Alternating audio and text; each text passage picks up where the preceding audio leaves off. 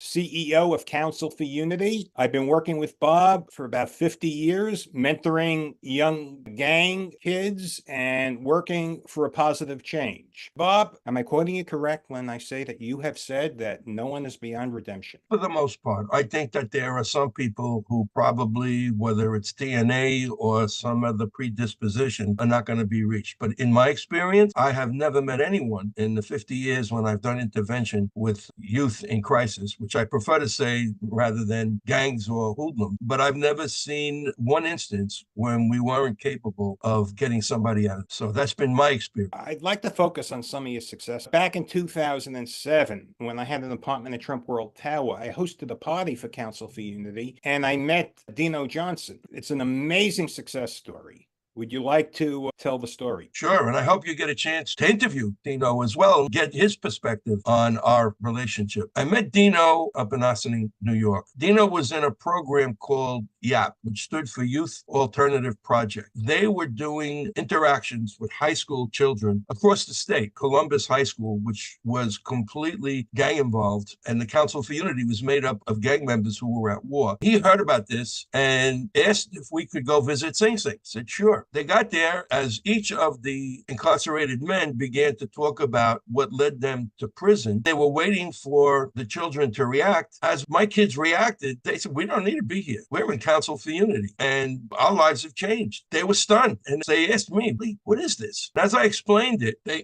asked if they could become a Council for Unity chapter in the correctional facility. I said, sure. Dino was one of the guys that was there and he gave a very powerful presentation to the young people. I said to him, we need you out there. For Dino, it was the first time in his life anybody ever told him he was needed. If you go on the website and look at the Riverhead Prison video, one of the statements Dino makes is, nobody ever told me they needed me. Everybody I know in society is telling me, we don't want you. Stay back. Stay where you at. With that, I played a key role in getting Dino on parole and then getting him out. And when he came out, I hired him. Here's a guy who did 17 years in prison. I hire him. He started out at the bottom. Today, he is the director of program marketing for Council for Unity. He's probably reclaimed over 1,000 lives because he's a credible messenger. He covers my programs in Long Island, and he is a force. He's married. He's got 3 kids. One of them is in college, and he owns his own home. He went from nowhere to somewhere. I think you indicated that they're doing a movie about his life. Not about his life. They're doing a movie about Sing, and he got incredible reviews. People are already saying that it may be Oscar worthy. It's going to be released in July. Dino is one of the principals in that movie. He appears throughout the film. Just to clarify, they feature Dino's life story in the movie. Yes, but it's not exclusive to Dino. He's not the only character. Could you tell me another amazing transformation? One would be Rick Brown, who also works for me. There was a riot in Erasmus Hall High School. It was so bad, every security guard was hospitalized. It was a conflict between the Haitians, the Jamaicans, and African Americans. It was really bad. I was called to do an intervention. I met with 85 of the parties who were involved in that riot in the chapel in Erasmus Hall High School. And 2 of the biggest drug dealers in the school attended that, probably to ensure that their interests were not going to be compromised. I spoke and I made a connection with the 2 of them. One guy was called Outlaw, which was Ricky, and the other was called Doughboy, which was Joseph. Not going to give the last names. They were so impacted by Council for Unity that I hired them as consultants, and I got Doughboy a job working in the UFT.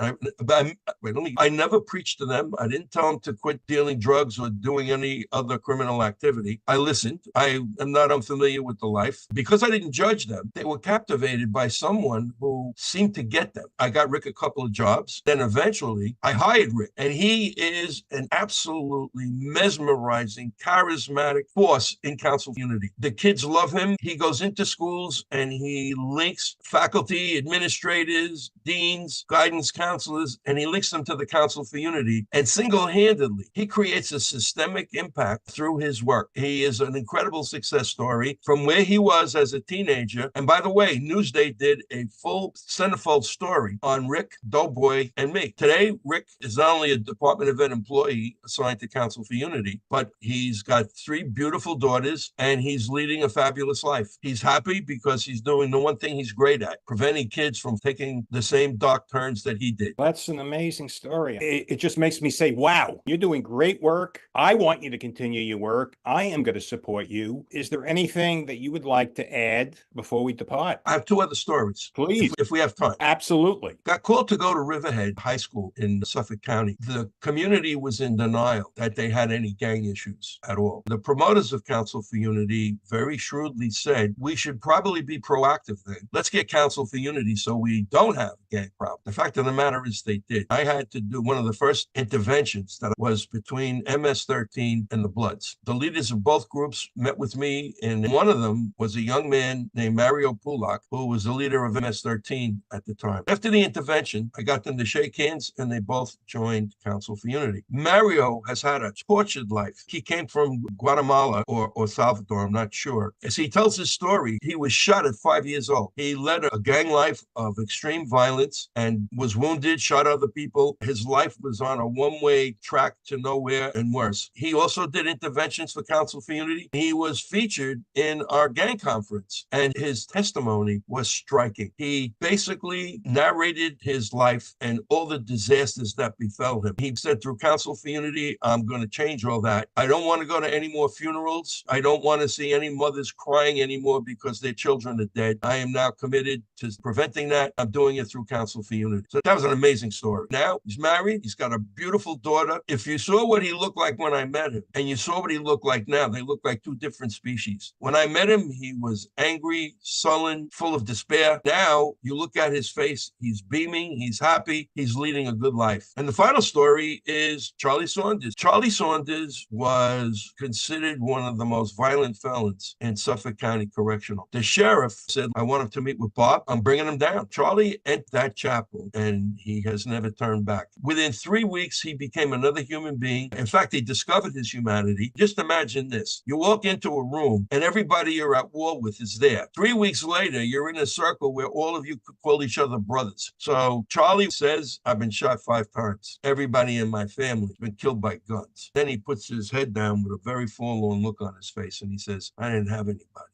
Well, when he said that, for the most part, I ended up adopting him. Supported him through 14 years of incarceration. He went to some of the worst prisons in New York State. And eventually, I got him out.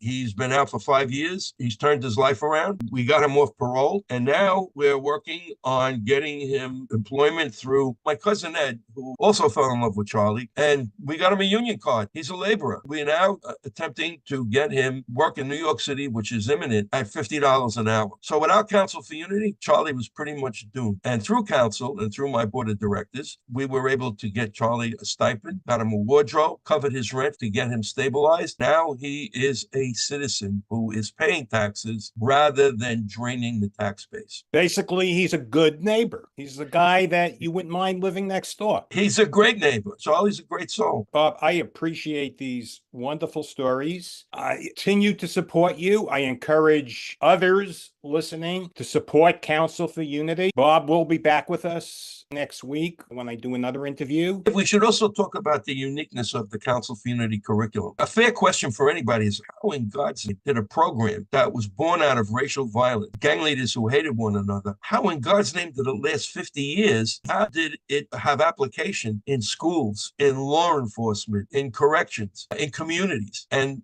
the curriculum, to a large extent, is responsible for that. It's very unique. Let's address that next week. I appreciate you taking the time for this interview. My pleasure.